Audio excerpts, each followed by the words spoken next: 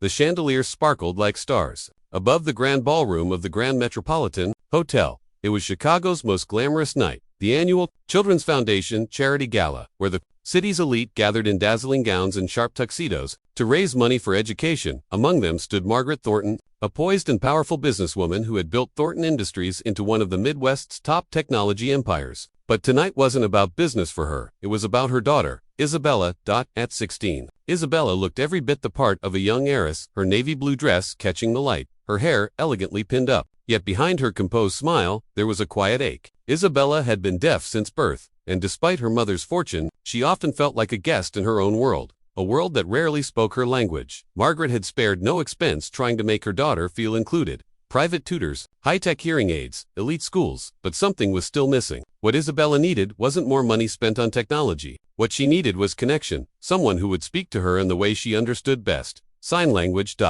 As the gala buzzed with chatter and laughter, Isabella drifted away from the crowd. The polite smiles and slow-spoken words of guests only deepened her loneliness. She slipped quietly into a side corridor, craving a moment of peace. That's when she met Miguel Santos, a man in a simple blue uniform, refilling water glasses at a nearby table. He was part of the hotel's catering staff, invisible to most guests that night. But when he noticed Isabella's troubled expression, he didn't just see a rich girl. He saw someone who needed to be understood, and instead of speaking, he signed, "Are you okay?" His hands asked. Isabella froze, then smiled in disbelief. For the first time that evening, someone spoke her language. "You know sign language?" She signed back eagerly. Miguel nodded. "My brother is deaf. I've been signing since I was a kid." It was a small exchange, but for Isabella, it felt life-changing. Here was a man society would overlook, a hotel janitor, yet he understood her more deeply than anyone in the ballroom ever had. "People here mean well," she signed, "but they talk about me, not to me." Miguel nodded gently. "That happens a lot. People either ignore disability or make it the only thing they see. Neither helps." They talked for nearly 20 minutes about her school,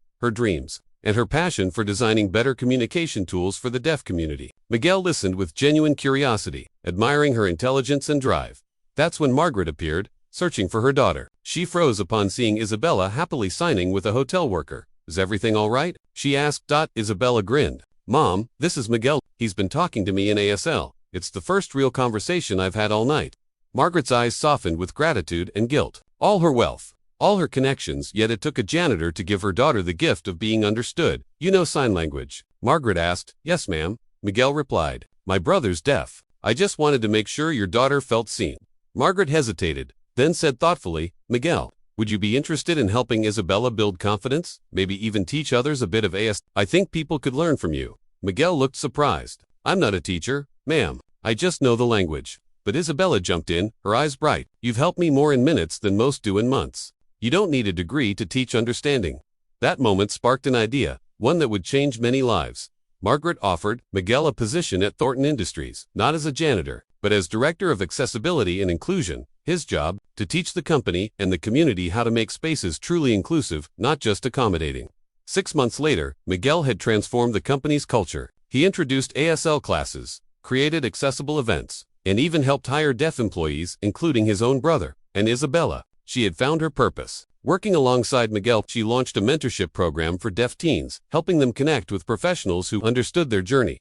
The following year, at the same charity gala, the event looked entirely different. Interpreters stood beside the stage. Visual announcements flashed across screens. Every guest received a simple card, teaching basic ASL greetings.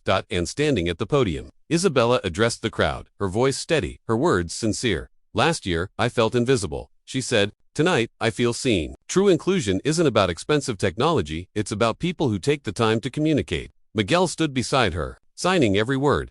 "Inclusion happens," she continued, "when we stop trying to fix people and start learning to meet them where they are. It happens when a janitor teaches a CEO how to listen."